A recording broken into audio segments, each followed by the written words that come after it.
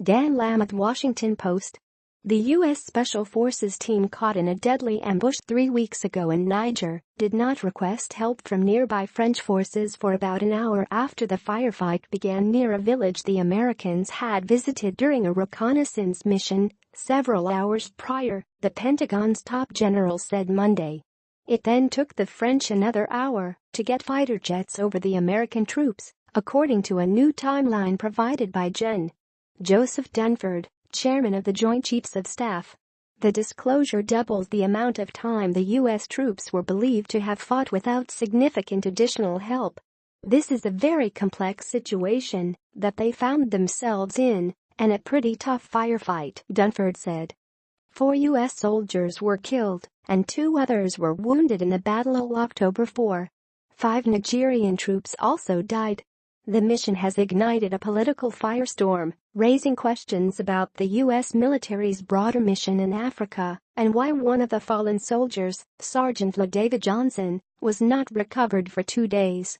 Senior U.S. officials are fairly certain, Dunford said, that when the soldiers left their base October 3, their mission was to conduct a routine reconnaissance patrol to Tongo, a village near Niger's border with Mali.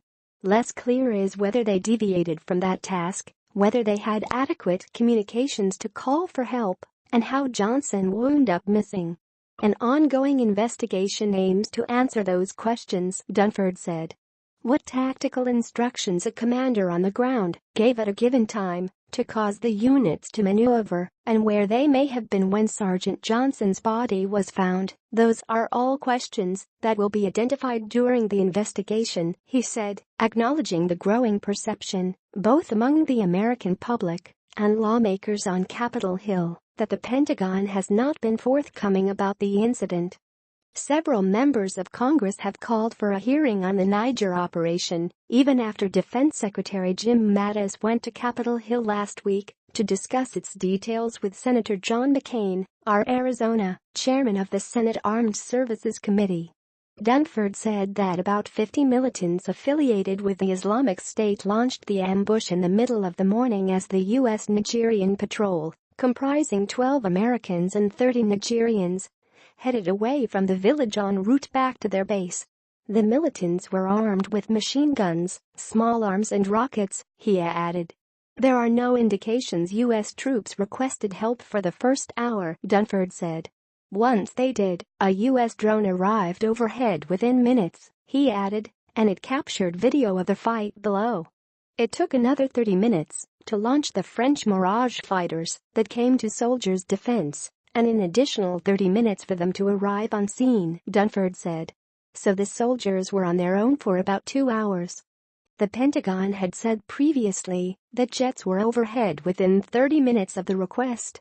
Dunford attributed the discrepancy to internal confusion as U.S. military officials assess what happened. The situation's severity became more clear in Washington, D.C., the night of October 4, after Marine Corps Gen. Thomas Waldhauser, who oversees U.S. Africa Command, called Dunford to inform him that Johnson was still missing and to ask for additional help, Dunford said. The Pentagon responded by deploying national assets from the United States to assist in the operation, Dunford said. He declined to provide specifics, but he was probably referring to a team of personnel assigned to the elite Joint Special Operations Command. Dunford said the Pentagon owes the families of the 4 slain soldiers, in addition to Johnson, Staff Sergeant Brian Black, Staff Sergeant Jeremiah Johnson and Staff Sergeant Destin Wright also were killed, as much information as we find out about what happened.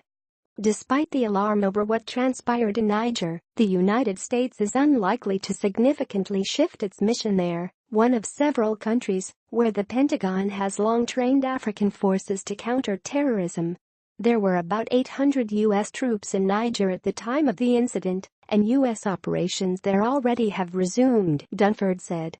Overall, there are about 6,000 U.S. troops across the African continent, Dunford said. More than half are concentrated in Djibouti, with others in Tunisia, Senegal, and Somalia. Dunford promised that the Pentagon will release more information when it can. We owe the American people an explanation of what their men and women were doing at this particular time, Dunford added. And when I say that, I mean men and women in harm's way anywhere in the world. They should know what the mission is and what we're trying to accomplish when we're there.